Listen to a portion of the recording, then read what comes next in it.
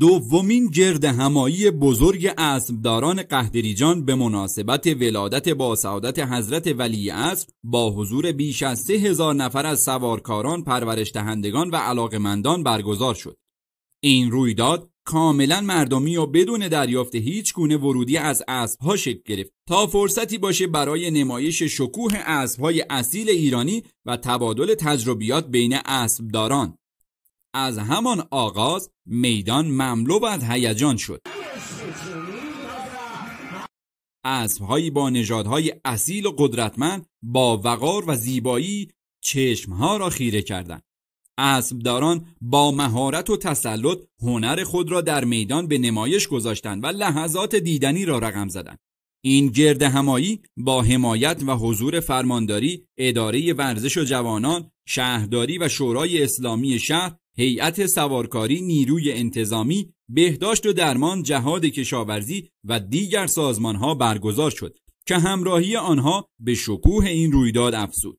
یکی از لحظات این مراسم حضور شیردختران بود که با پوشش مناسب و شهامت مثال زدنی وارد میدان شدند و تحسین همگان را برانگیختند.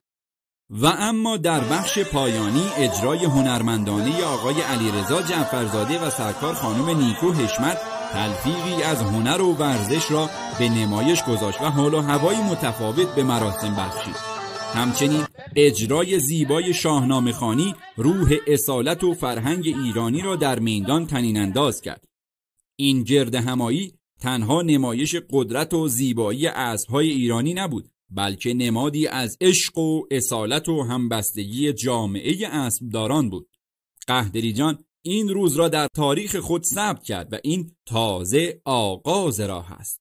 از سواری در شهر قهدریجان گذاشتیم امروز و تعداد بیش از حدود 100 رأس اسب بود که شما خودتون مشاهده کردین در میدان هنرنمایی کردن. و همینطور که مشاهده میکنین دومین گردهمایی سوارکاران شهر قهدریجان ویژه شهدا در حال انجام هست. خدا رو شکر بسیار خوب، عالی و با جمعیت بسیار زیادی در حال برگزاری هست.